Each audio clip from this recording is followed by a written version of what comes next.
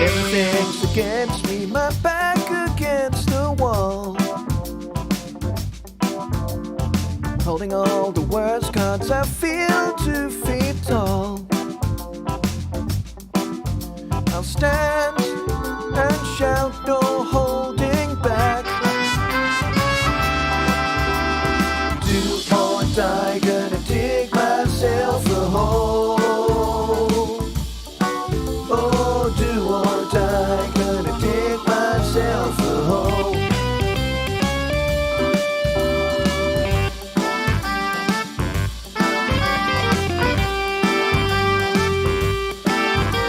Now I'm hanging tough and I'm never falling back. When defense fails, I'm going on the attack. I stand and shout, no holding back. Do or die, gonna dig myself a hole. Oh, do or die, gonna dig myself a hole.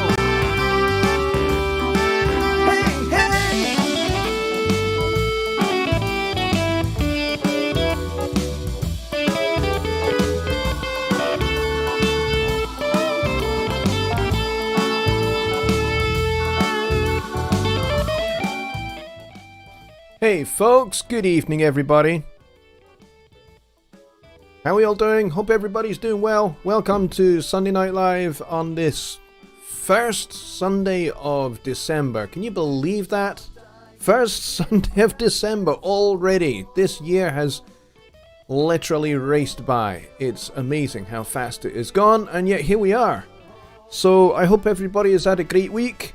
Been a good one here. Busy, very, very busy. But it's been a real good one. Very satisfying. So, most of which I cannot talk about, but rest assured, I'm excited about the future. The very foreseeable future is awesome. I can't really talk very much more other than that to kind of whet your appetite for what is going to come. Not just here on this channel, but Jonny Guy and I and another associate of ours, we are cooking something up, I think is the expression that is used these days. So stay tuned. There is a lot more to come on that and a lot more exciting things for you guys to see, for you guys to get involved in. It's going to be really, really cool. Really, really, really cool. And I'm not just saying that because you know, I know it's coming, but because it is actually going to be really, really cool. I'm so excited about it. But yeah, and there's lots of other things that are very exciting that are kind of just around the corner as well, which are not part of that, but are still just incredibly exciting that I'm really looking forward to you guys being able to see and get your hands on. So that is about as much as I can talk about. But hopefully your appetites are suitably whetted and you are anticipating what is yet to come. So, you know, if you want to know more about it, stick around. Stick around on my Sunday Night Live show and stick around on Jonny Guy's channel as well, because you'll be seeing a lot more information and a lot more cool things coming to both of our channels. So yes, stick around. If you've not subscribed yet, hit that subscribe button, hit the notification bell so that you get all the notifications for everything that I make on this channel and all, you know, the surprises that are yet to come. You'll get to see those. So yeah, lots of cool stuff coming. But this is Sunday Night Live. Now you will notice around me and about me here that it is a little bit Christmassy. We put our Christmas tree up. I finally relented. My wife and my kids have been wanting to put the Christmas tree up since like the second to last week of November. And I finally gave in and said, all right then, you know, we're in the first weekend of December. You know, there's only 3 weeks. I can cope. I can handle it. I'm kidding. So So I thought, well, you know, if the Christmas tree is going to go up, then anyway, don't know what that was. And now somebody is messaging me. Who is messaging me? Oh, stream keeps buffering, does it? Okay. I don't know what's going on there. Okay, is it working now, folks? We don't often have problems like this. I need to go find out what's going on here.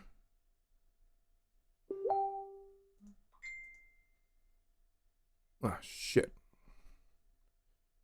Hang on. Shit.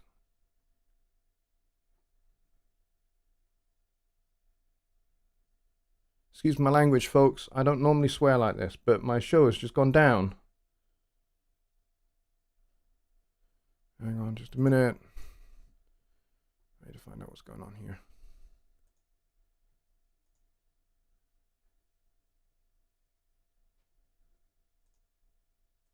What's going on? Are we back? Excuse my language, folks. I don't normally swear like this. Okay, we're back. We're back. Okay, all is good. Anyway, it was a minor little swear word, so I think we're okay. I think we can get away with that. Okay, we're all back. Good. Hang on just a second. My chat has completely died, so I don't know what's going on. Okay. Give me 1 second, folks. I just need to try and get the my chat working again. I don't know what's going on.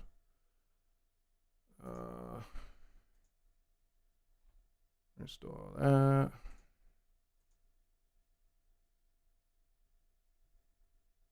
Okay, all right. Okay, I have the chat back again.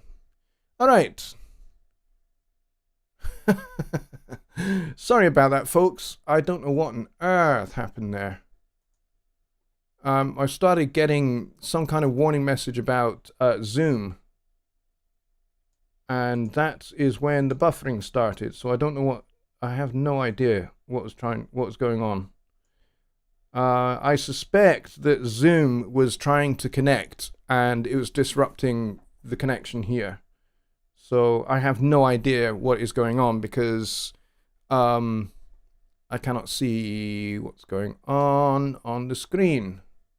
Because that, the YouTube Studio screen has gone blank. So I have no idea what's happening. So we're going to have to guess. I apologize for that, folks. So there we go. That was entertaining. All right, let's get to questions because we are 17 minutes into the show and I have not answered a single question or anything. So Secret Squirrel says, would love to see a loose walkthrough on your workflow for composing scores for a video submitted to you on Studio One. That would be something that I would probably have to do as a standalone video, but that is a great suggestion. I really like that. Because when I'm doing things like that, like I'm scoring to a short film, for example, I use the video player inside of Studio One, and I will use, you know, some of the orchestral sounds that I have. I don't have loads. I've got the Presonus Symphonic Orchestra, and I've got some of the Spitfire stuff, and I'll combine that with Presence XT, and I'll combine that with a few other things, and with this guy as well. And yeah, so that's how I kind of blend my sounds. But that's a really good suggestion for a more long form video. So that is a good question. And I'm going to go back and see if there are any other questions. You guys are talking about the buffering. Yeah, I think I know what that is.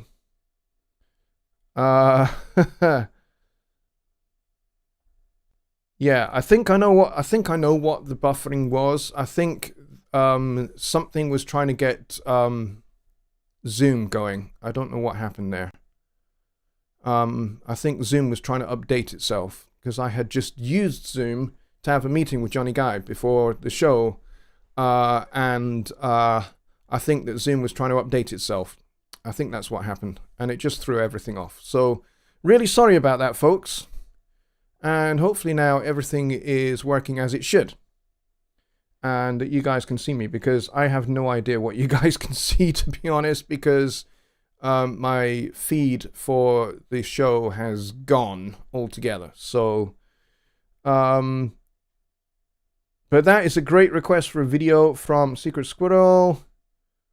Lucas is here. Lucas Ruzicka, my good friend and colleague and fellow jazz nut is here. He says, I just didn't want to miss Johnny's first Sunday in December show. Thank you very much, Lucas. I am glad you are here, my friend. And we got loads of other people here as well. Home Studio Trainer is here. Ken Moss is here. Rich Cresswell. All my mods are here, which is awesome.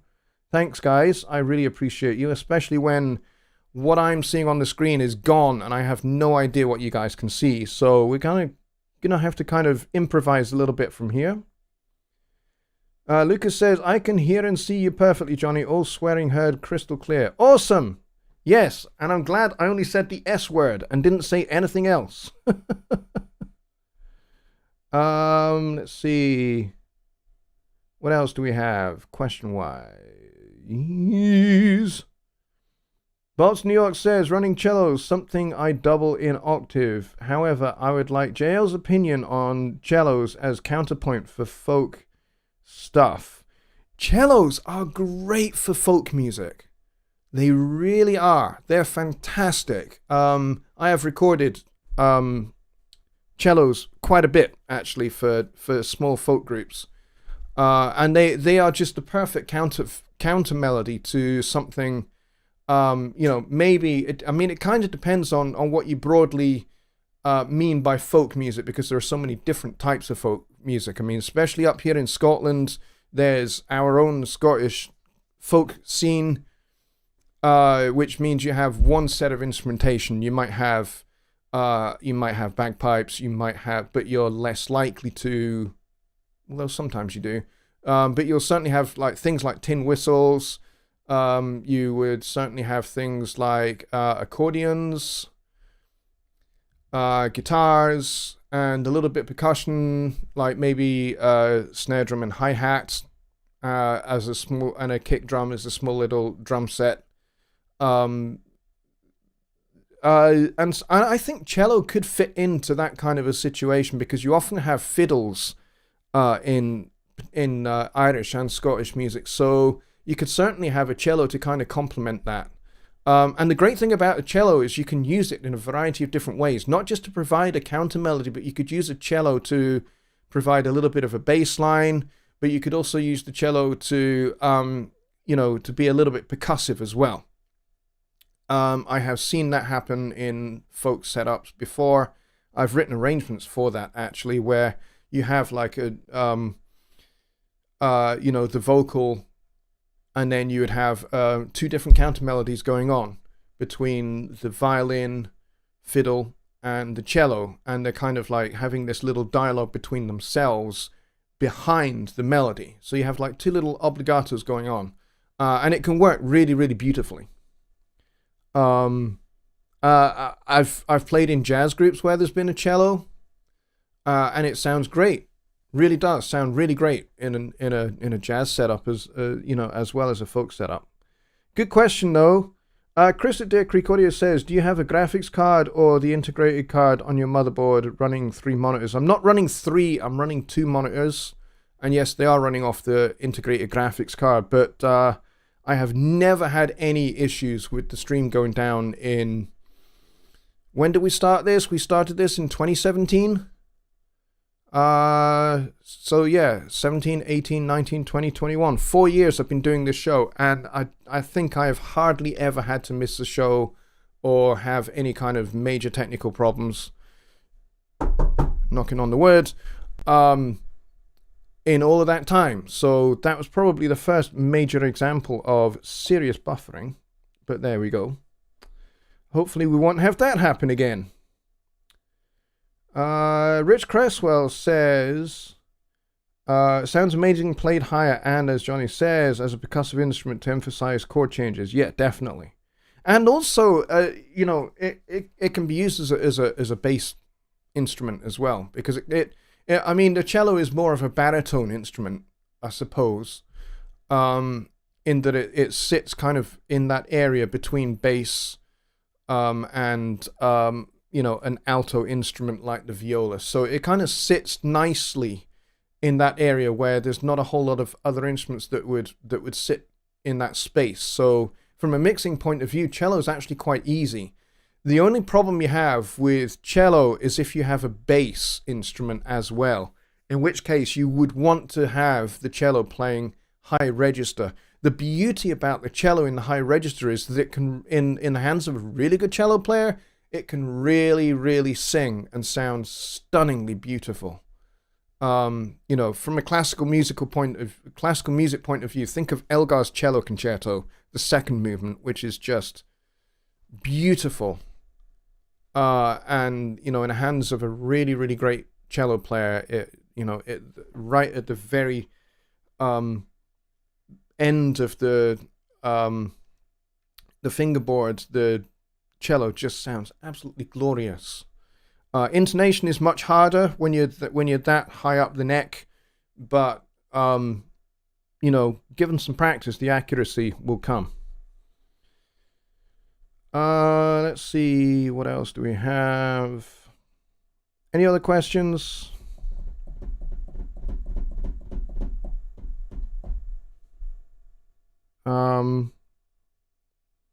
Bob says, I'm learning this cello thing. Started with Walrus. Cool. Yeah, cello's a fantastic instrument. I love cello.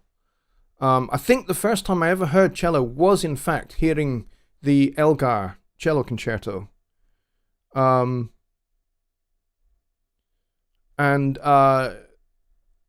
it actually moved me to tears. It was that emotional. I mean, Elgar's melody writing is just something else.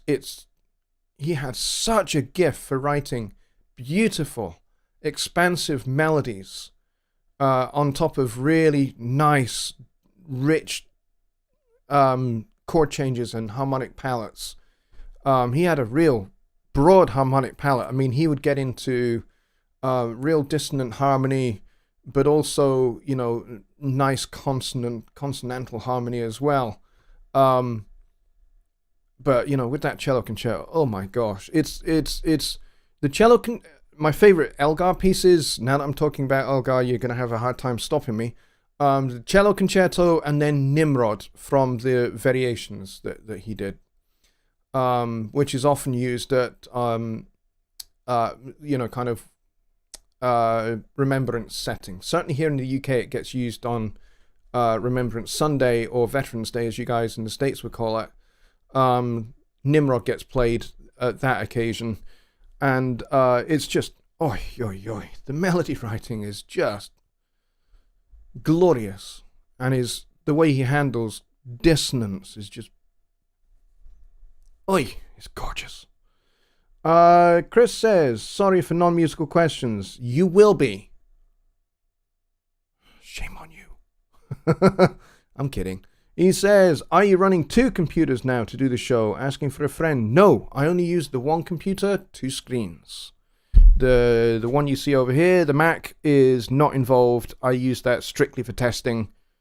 It doesn't get used in any other capacity. Certainly doesn't get used in running this show. I know that there are some people that when they live stream, they actually use 2 separate computers. So they have one that runs the DAW and whatever else it is that they're using to show, and then they are somehow streaming that to the second computer, which is then handling all the heavy graphics lifting to get it up to OBS or whatever it is that they're using for, you know, like Wirecast or whatever it is that they might be using. So yeah, but no, I only use the one computer and the one card. Let's see. Robert Ziegler is here. He says, greetings from Central PA. Good to see you, mate. Welcome. Glad you're here. Rich says, as Lucas is here, could you demonstrate the chord display for us fine folk? It's in standard chord track and input mode. Yeah, we can take a look at chord track, chord display even. Lucas knows more about chord display than I do. That's one thing I can tell you. Let's go, and I have to try and remember how to pull it up. Where is it? Chord display. Chord display. I need an instrument to do that. Let me go. I know you guys are going to say, we can't see what you're doing. You will in a minute. You will in just a minute. I promise. I promise. I promise. I'm not having any problems. Apart from being able to speak. Okay. Alright, so we want the screen. Here is the chord display. And we got chord track, we got input chord. Input chord is very cool.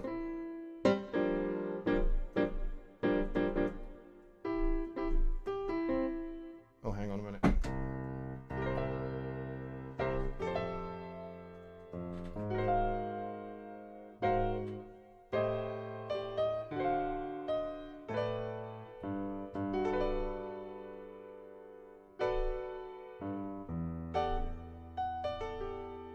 Doesn't get everything right. That should be an E minor 9, but it says A7 sus4 add 13 over E. No, that is definitely E minor 11. But it gets that right. And there's the sharp 11 as well. Gets that right.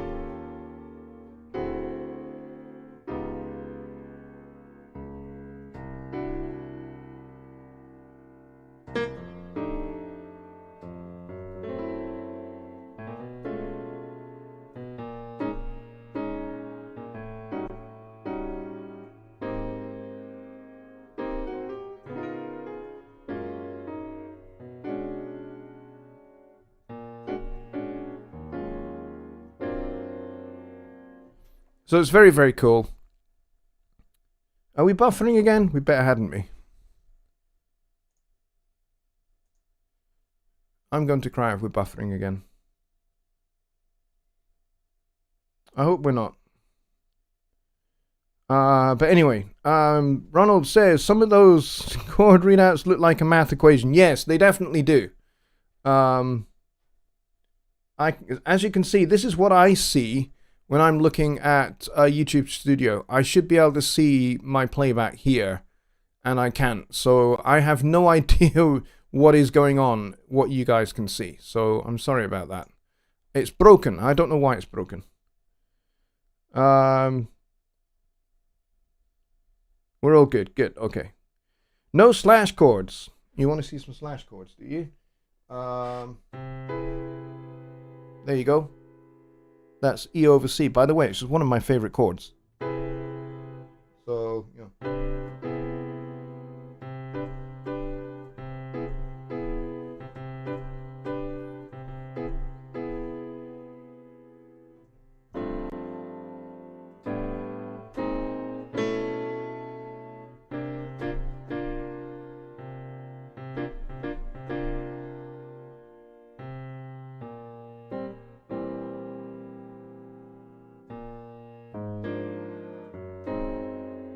Yeah, so we can get some slash chords. And then of course, you know, if you've actually got something that's got chord track in it, and I can load up another song that does. If I was to, hang on, let me see, do I have one?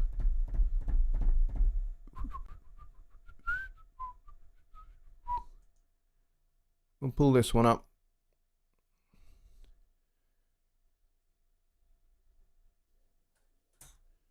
And we'll turn that off. We'll turn that off. And as you can see, we've got the chord track here. But if I go to view, and if I go to chord display, this now shows us the chords that are being played, and then the next one. So if I was going to have somebody play like acoustic guitar on this track, then they'd be able to see that this is the chord they need to be playing now, and then this is the next one that is coming. And then this blue line just tells you, as it fades from left to right, that that's when the next chord is, this chord is running out, and the next chord will come. And it's resizable, which is pretty cool. I like this. Come on. So you can make it pretty big, which is great if you're doing this with a guitar player, you know.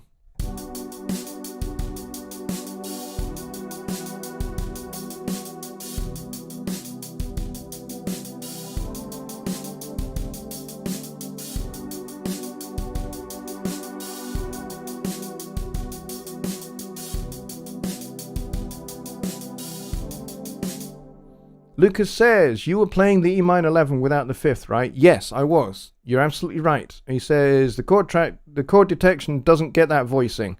No, it doesn't. You're dead right. I have got a feature request in for that. So it would be very nice if it did do that, you know. It would be nice if it did that, but it doesn't at the moment. But here's hoping that that would be something that would be improved, because, I mean, let's face it, the chord track has improved mightily since it was first introduced. It really has. When it was introduced in version 4, I thought, man, this is good. This is a step forward. It's interesting. It's got a lot of potential, and I did wonder kind of, you know, how it would go about fulfilling a lot of that potential, but, you know, it really has got a lot smarter with what it detects, what it understands, what it hears. But, you know, there are some chords still where it just kind of goes, I don't know, so I'm just gonna say anything, you know, I'm just gonna put anything down. But you know what? The human ear is like that as well. And, you know, the best of us, when we're trying to transcribe chord voicings, we go, well, I don't know what that was. I don't know what you played. You know, I listened to one of my piano playing heroes, which is McCoy Tyner. McCoy had a sound all of his own when it comes to chord voicings. And sometimes I totally understood exactly what he was doing, and I could write it down almost in real time. And then there are some times where I'm just going, I don't know. I don't know what that was. I have no idea what that chord was. Other than I know it has a G in it in at least one place. And then there are other times where I go, I know exactly what he's doing. So, yeah.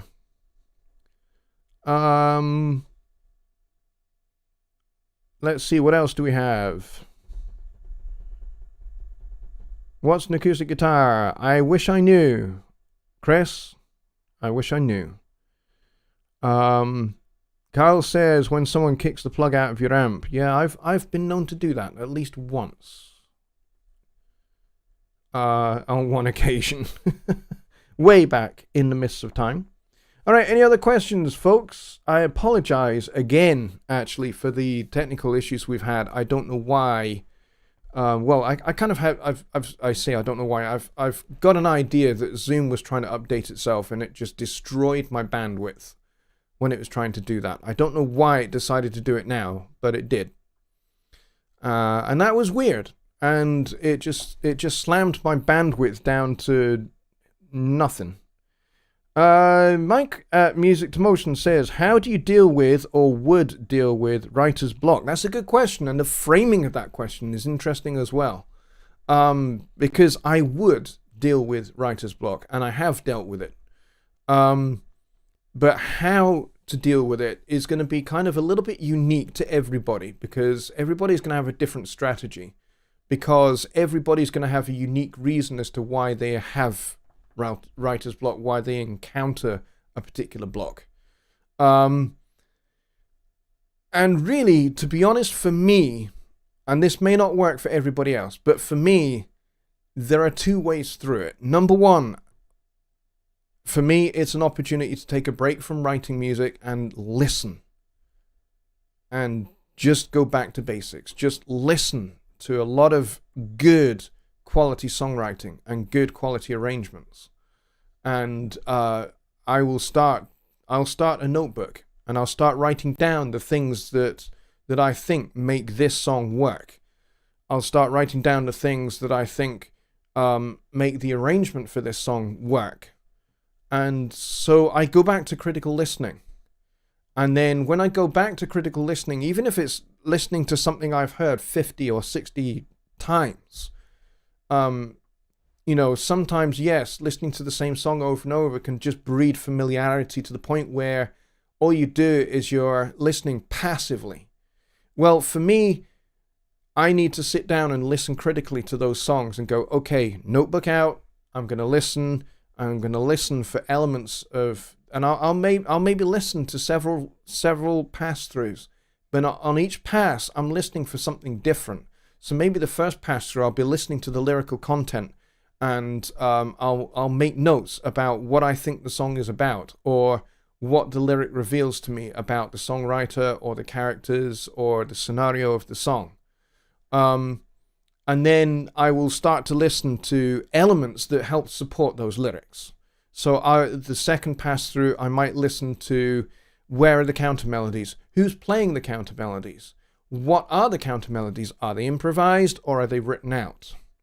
And if they're improvised, how do they contribute to the arrangement? Or if they are fully written out, again, how do they contribute and support the lyrics and support the melody of the song? And then the next thing I'll listen through to other elements, like maybe there's a horn section or maybe there's a string section. What are they doing? How are they doing that? How are they contributing to the sound? How are they making the song engaging?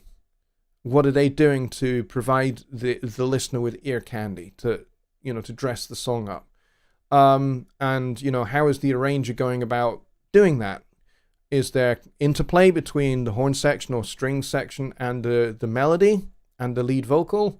Or is there none really? And, the writing is more riff based. So I will listen out for those kind of things.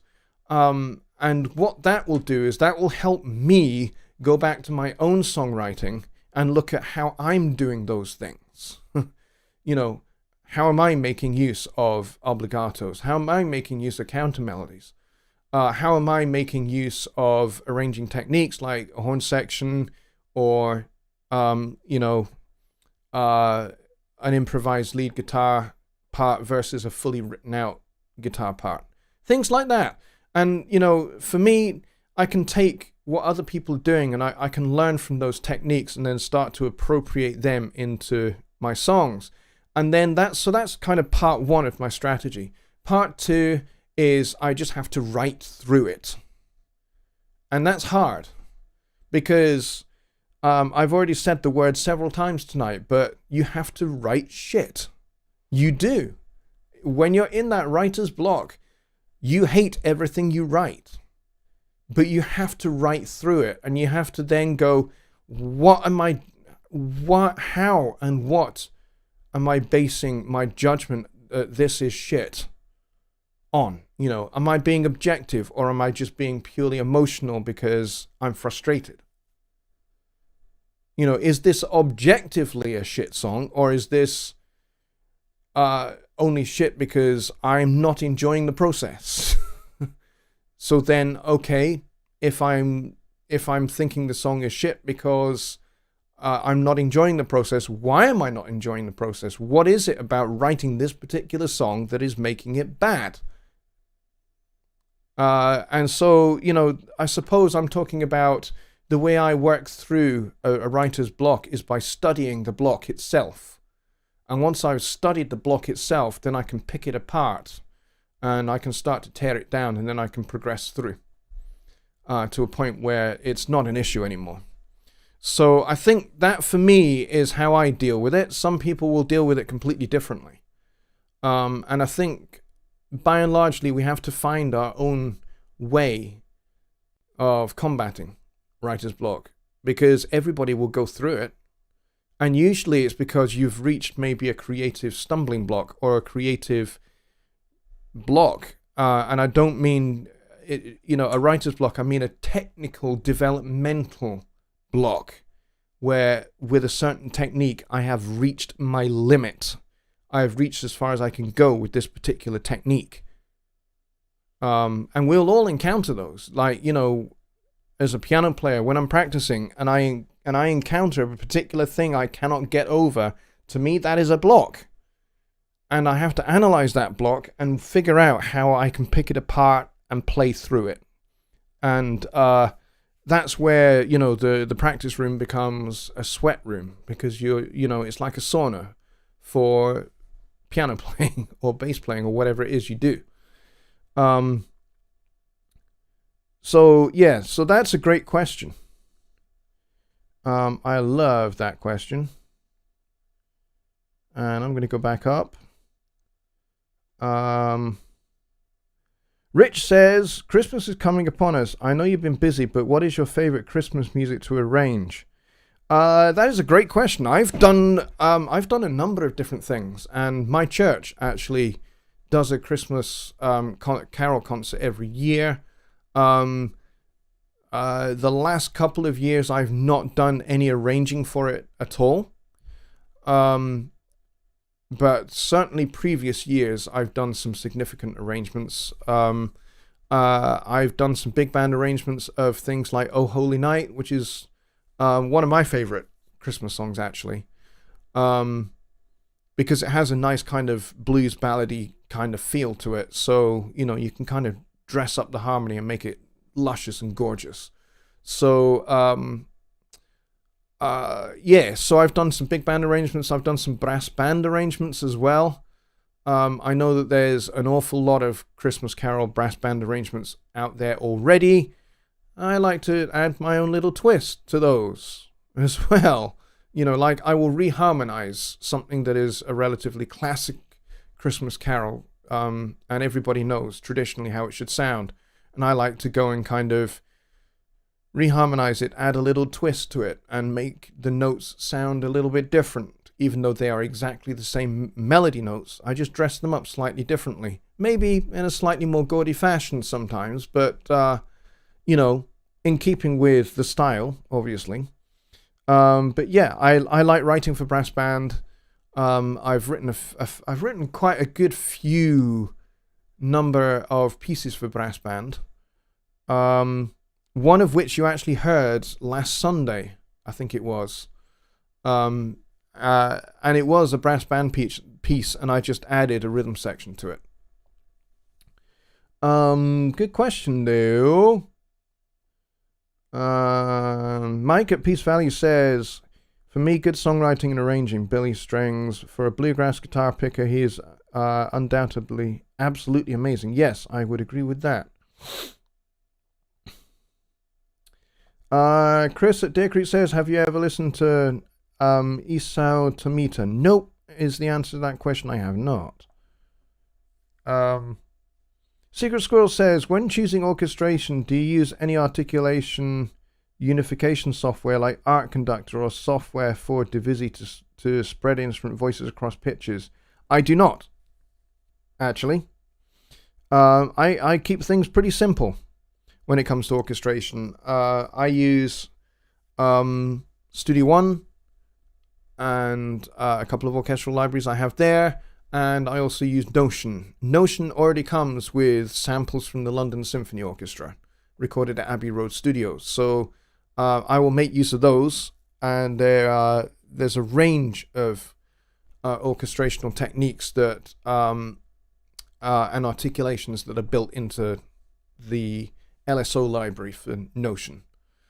So I use those, to be really honest with you. And Mike at Peace Valley Audio says, you owe the swear jar $5. I think it's maybe a little bit more than that. And this video is already demonetized because I demonetized it. So YouTube cannot do that to me. They can try, though.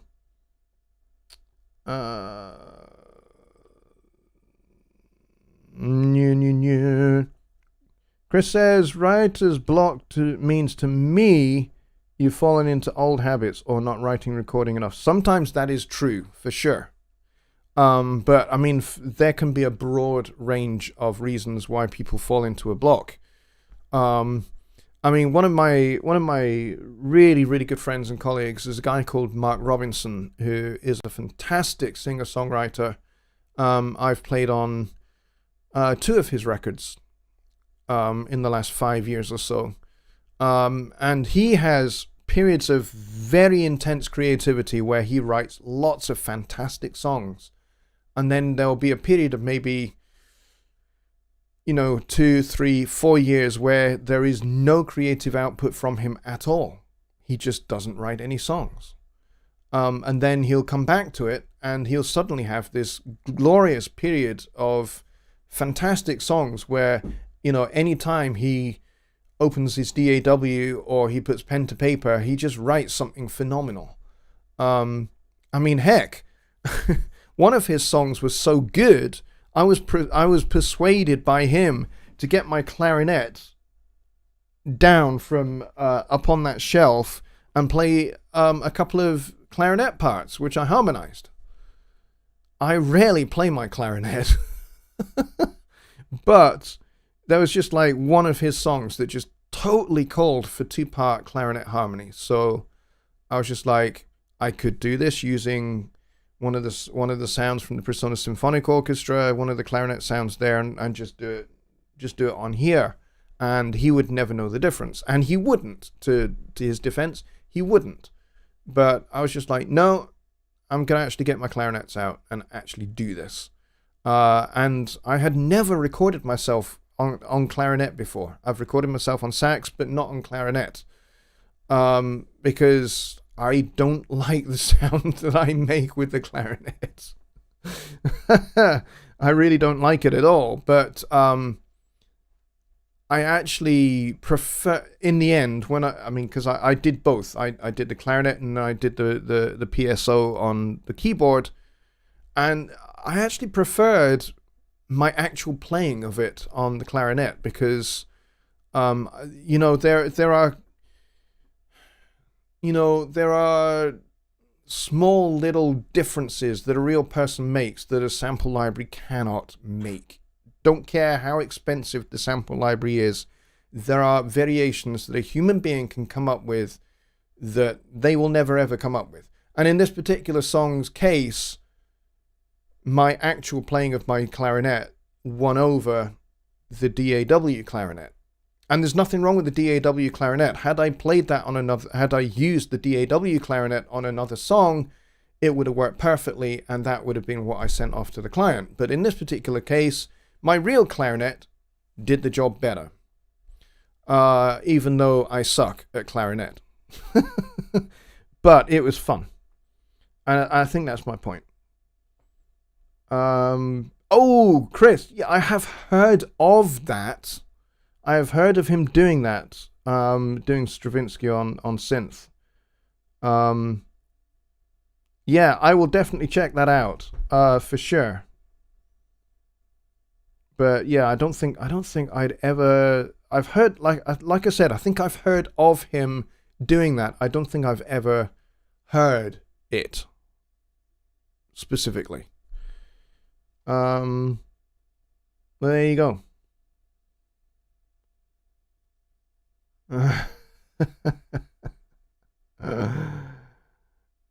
You guys are hilarious.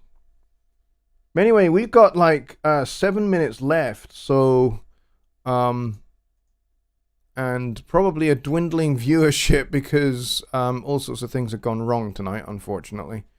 We kind of peaked at about 22, which is kind of just a little hair below average for our show. So, but yeah, next week will be a different thing entirely. Next week will be much better because I don't think I'll be having that thing happening with Zoom again. And I'm pretty sure that's what tanked my bandwidth. It would make sense.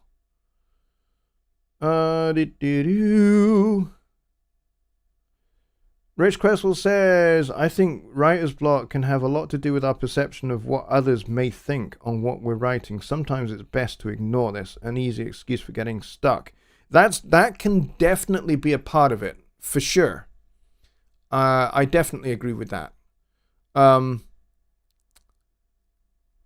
sometimes it's definitely wrapped up in that kind of psychology. You know, oh, what will people think of this song? People will hate this song. This is awful.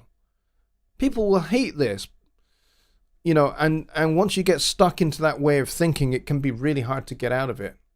And so you go, well, screw it then. I'm just not going to do it anymore because people will not like it.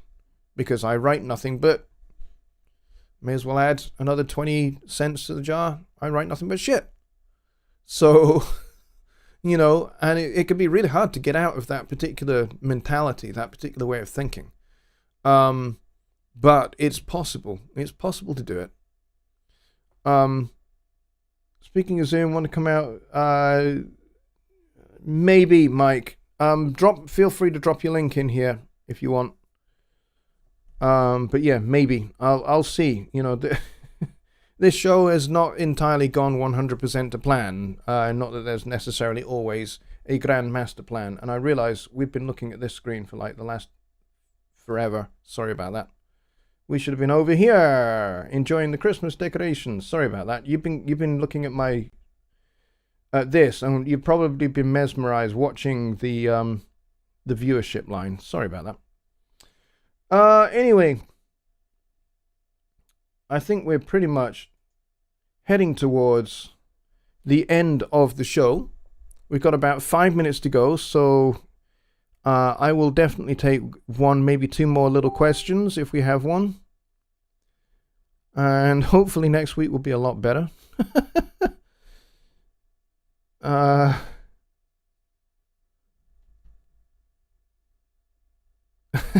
Bob says, I like folks to not like my songs. I weed out the posers. I love that. That's good. That's funny. And Rich has pretty much the sentence of the night. He says, let's all write some awesome SHT this week. Yes, let's. And let's make it Christmas focused. I see in the chat there that some of you guys were talking about working on collaboratively on Christmas music, which is great. And I'm very, very glad to hear it. And I'd be very interested to see what you guys get up to in your Christmas music. That would be awesome. As for me and Christmas music, this year I have done a couple of arrangements. For the first time in 2 years, my band are actually playing at our Christmas Carol concert. And we're doing a medley of well-known Christmas tunes arranged for my band and its own unique and very interesting approach to jazz harmony. So it should be interesting, and hopefully the audience will like it.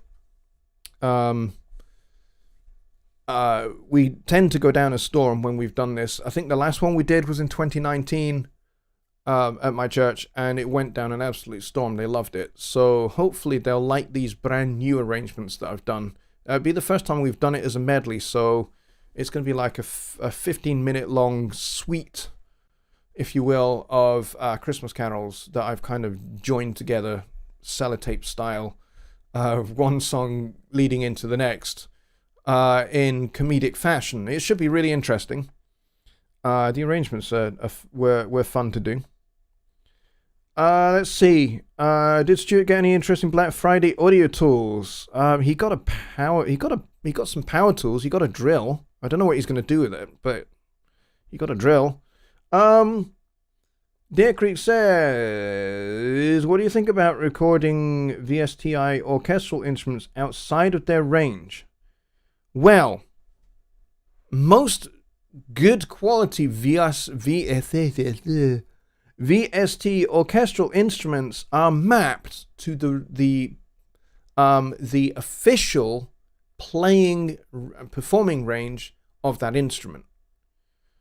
So writing for outside of those instruments with some libraries is not possible. The sounds just will not happen. You will get no sound. You will find this to be the case in Notion, for example. If you try and write for a trumpet above a certain range, you will get no sounds. You will get red notes instead. which basically indicates that they are outside of the standard playing register of that instrument. You'll find that that is the same with the Persona Symphonic Orchestra as well. It's based on the same principle. They are mapped to their actual playing range. Now, there are some libraries where that's not the case, where you can have a trumpet squeal up here somewhere.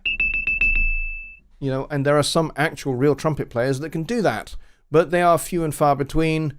Arturo Sandoval, Dizzy Gillespie are two that spring to mind who can play absolute screaming notes way up at the wrong end of the piano. But for the most part, most trumpet players don't, and you know, the trumpet has two official playing registers. One that is kind of for classical music, and then there's kind of like an extended, what they call jazz register, which is kind of like an extra between a major sixth and an octave on top of that standard register. Some libraries will have that jazz extension, some won't. So it depends on the VST library as to what you're going to get. And some will sound unnatural, like if you have a trumpet playing that note. No, trumpets don't play that low. So, yeah. That would be my answer to that. To be honest, looking for... Look. Okay, Chris. Funny. Spitfire maps their keys to the proper range of the instrument, which is what I like. Yeah, me too. Absolutely. Yep. Orchestral tools allow you to do this for some libraries. Yeah. There are some libraries out there that will allow you to break the conventions of playing registers for instruments. For scoring. But if you're going to actually replace the score, the VST scoring library with an actual performer eventually at some stage in your production, then you need to select carefully who you're going to have play that so that you make sure that they can actually play that. Like, there's no good writing a screaming part for a trumpet when the trumpet player you hire will never be able to reach that note. So, there are those things to bear in mind. I'm talking about blending trombones in with trumpets and play the same notes, but out of their range for an effects. There are some trombones that will do that, and there are some trombones that won't. You have to bear in mind that there isn't really a whole lot of crossover range-wise between trombone and trumpet. If you want them to kind of blend together, be at the same octave, then you're going to have to write quite low for trumpet and very high for trombone. There are some great trombonists that can hit those extended notes, but not everybody can do it. But I think what you're kind of talking about there is advanced techniques like overblowing, like you would for baritone sax. Like I have a friend of mine who is a baritone sax player, and he can overblow his instrument, and with certain special fingerings, he is able to get like up into alto register on his baritone sax, and it's just like, that just sounds ridiculous. And he also plays bass clarinet, and he does exactly the same on his bass clarinet. He plays way up into, the extreme high regular clarinet register by playing special fingerings that create, extended harmonics and that kind of thing. But most instrument libraries don't allow you to do that because it's not really standard. So there you go. Anyway, we are done, I think. Once again, apologies for some of the buffering issues. That shouldn't happen again. I'm pretty sure exactly what the problem was, and it shouldn't happen again. So, I will see you on Wednesday over on the Home Studio Trainer channel for Songwriting Simplified with Jonny Gaib at 6 p.m. Central Time. So, if you like what I'm doing here, go and get yourself over onto Jonny's channel as well, Home Studio Trainer. He has a whole ton of different live streams that he does every week. Because he does a live stream every weekday. I don't. I only do this one. This is my one show for my channel. But Jonny puts out a wealth of content. He puts out standalone videos. He does video series on a range of different subjects and topics. But he also does his live streams every weekday, Monday through Thursday. But he doesn't do a show on Fridays, and then he does a midnight Central Time show on Saturdays. So get yourselves to one or all of those if you possibly can. Wednesday, as I said, 6 p.m. Central Time is the show that Jonny and I do together. We've been doing it for nearly 5 years now, called Songwriting Simplified. And we basically will discuss some songwriting concepts and some songwriting ideas and techniques and that kind of stuff, and then we open it up to your up to your questions. And quite often, you know, a little bit of music theory gets discussed as well, and arranging techniques gets discussed, and form and structure, those kind of things get discussed as well. So it's not just about lyrics and chords, lyrics and melody. You know, it's a little bit more broad-based than that. So if you're up for that kind of thing, and those are the kind of things that you're involved in, then get yourselves over to that show. And otherwise, I will see you on Wednesday. Good night, everybody.